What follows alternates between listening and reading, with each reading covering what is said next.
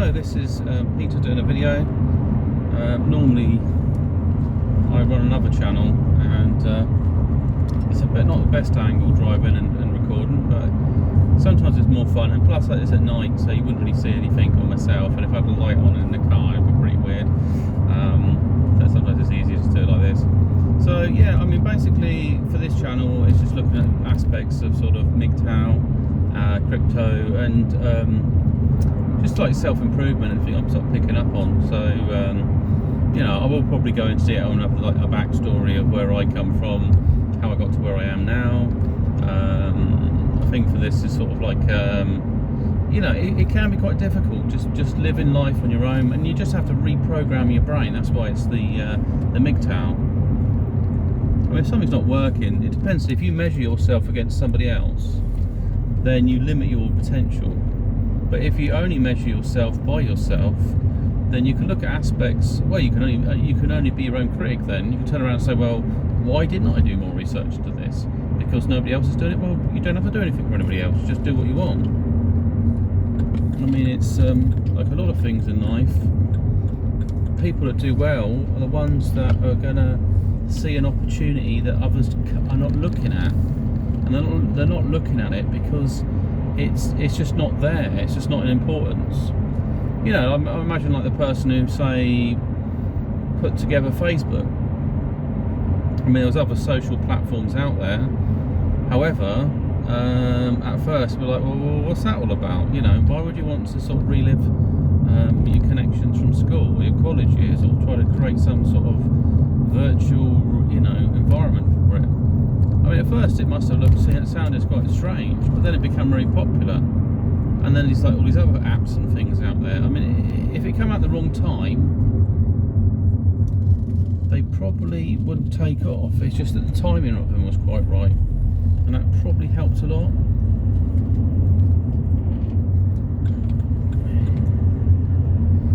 And so life's like that as well. You get these opportunities, you choose to take them or you leave them. I mean, there are some opportunities that I think, well, I wish I hung on to that, but then maybe it would have taken me somewhere where it'd be less productive for me, I guess. And at least I'm in a position where I've got more autonomy now, but that's because I've matured and I've grown up, and that's a part of, you know, a part of life. Now, when it comes to genders, they all go through different phases, and a lot of people's issues are that they get caught. It's that they didn't know what was going on, and they get sort of caught up in things.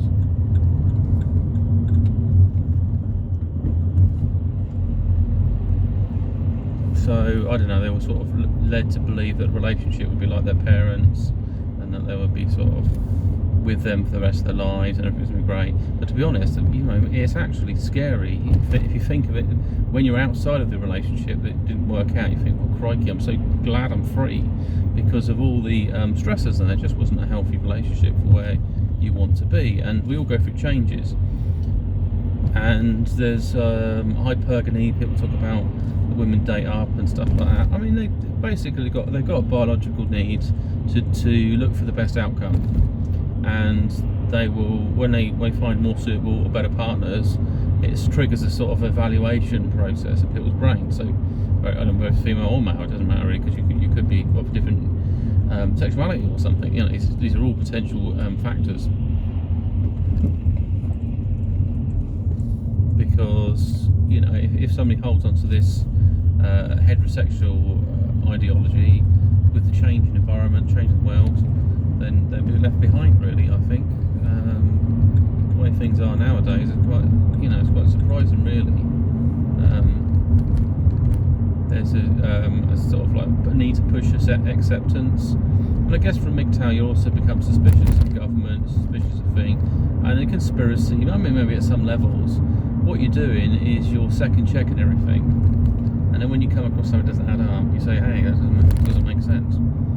Like, you know, I don't know, some people might have conspiracy theories say that women have been more made more masculine. It's like this version of feminism, where they try to act like they're male, and it's not attractive. It's not attractive to blokes. I mean, not generally. I mean, some people naturally are like tomboys, and there's no problem with that. because I think they understand there's just a balance. But I think if somebody tries to emulate that, and to a degree men do, so they try to emulate being more feminine to engage better with females, because I don't know, maybe get a bad rap as being sort of predators and stuff like that. So we try to play that down a bit and try to make people feel comfortable. So we're just trying to manipulate the situation a little bit, which sometimes comes out wrong. It might come out the situation might make us look creepy in some way, but it's us trying to adapt to a society that's changed. It's not just what you can bring in, it's what you can add socially as well. There's like social economics, I call it,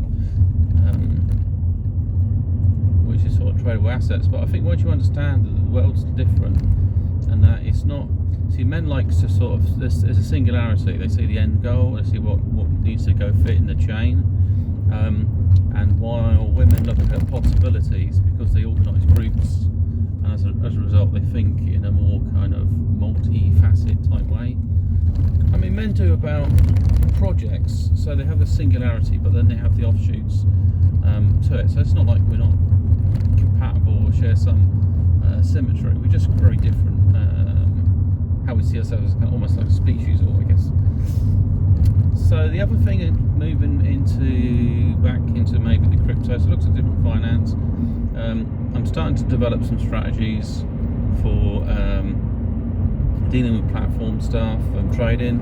When I first got into it, my mum was freaking out. She was like, you read it, it's like gambling, it's Bitcoin, it's for criminals, or all these sorts of things. But it's because she's under researched it. That's what it is. She's just types in Google and it's brought up, say, a negative story, because she's looking for negative things. It's a filter she has in her own mind. And fair enough, raise concerns, that's fine. But I'm kind of old enough, and as an adult, I'm able to make appropriate decisions on certain matters. I mean, some things are not that great. I'm not perfect, but I've been spending hours researching it, and I had to sort of explain some basics to her. So the tokenomics, or the tokens, or the coins, or however you want to see the points of reference, if they're tokens, they're more involved with technology. So it's information technology combined with economics and finance, and that's it really. It's got a sort of the computer science element of it, and it's the evolution of the internet into values, because the system was all based on resources and information. Got me ass right. And so it's kind of new territory that people are adapting to. Now, people have used tokens and different things like vouchers, discounts, and for loyalty cards, all these kind of things. So there's been stuff going on that represent money that could be taken off value. They call it savings, but now they probably say, well, so many tokens is worth such and such amount, like you got with Google points or stuff like that. And so that's kind of like the basics of a system of value set up. I would have gone round you, but I can't. Right, there we go. Got some chap to the side of me. So that's sort of level one. So how the blockchain operates is you've got these ledgers, so there's sealed sort of values, and these contractual, not necessarily contractual agreement, but considered called smart contracts. So they keep a ledger of information of who this token was traded to, and which person it went to, and all these sorts of things, and the activity related to it is stored within its own within the blockchain,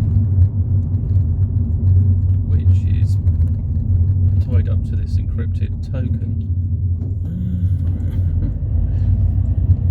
And it's verified via a network of computers as these kind of different nodes, because somebody could corrupt it, and it removes the trust element in money. So finance has always gone for a system of this is equal to this. Do you accept it? Yes. So it's a part of the interface is the human consciousness and how we want to influence that as well. Because suddenly if somebody like Elon Musk turned around and said, "Oh, I don't want anything to do with Bitcoin," or he said, "I'm really pro Litecoin or something," because you're able to mine Dogecoin at the same time with Litecoin, and you know, it basically influences the market quite heavily.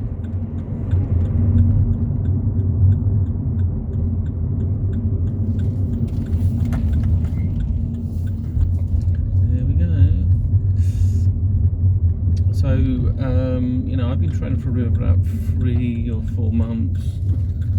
I originally started to put a little bit of money and see what would happen, and it went up in value. I doubled my money. I took half of my money out, I reinvested it, and I added money. I've been just doing lots of research. As long as I'm not, because I'm in a better financial situation than I was before, and I think that's the fear from family outside looking in, is they think, is he wasting all this extra money? Like, you know, why isn't he focused on putting money in his bank and building it up in there? I mean, I will do at some point. It's not that I am ignoring that element. I'm trying to get ahead of things, and I invested in this thing called a supercharger. So I took all my money from these crypto exchanges, and I put all this money into these crow tokens on crypto.com, and I was hoping that they would make me a load of cash, and I probably put in about 750, maybe £800 in it, and it shrunk back a hell of a lot because these tokens were higher, and then because I didn't know the background or the history. Once you get to know them, however, when I made money originally, I had a more diverse portfolio, and that is probably key to making money, because then you can take money out of one that's improving and then put it into another that's not, you know, basically if you see something that's dropped in value but it's worth a lot more, then you can do that. And that's kind of like the bull and a bear cycle of the tokens, and the natural up and down, or the green candles and the red candles, or something. That's what I like to call them, wicks and candles. So that's the natural pattern of that anyway. But then there's also, you can trade bear to bear, or you could go bull to bull. So basically, if your stock's down by 5% because, I don't know, Bitcoin and Ethereum has fallen from the ground, and you think, well, I just wait until it goes back up. You don't have to. You could look at a stock that's dropped 25% in value, and you've dropped 5%. You sell yours and trade across into theirs, and then when they rebound in the market, like Bitcoin recovers, and Ethereum recovers, then you're back in business, basically. Oh, I don't want to go down there. I'll go in here, I think. Not my parking space, but hey ho. Anyway, so this is Peter doing this video. Hope you've had a good one, and speak to you soon. Bye.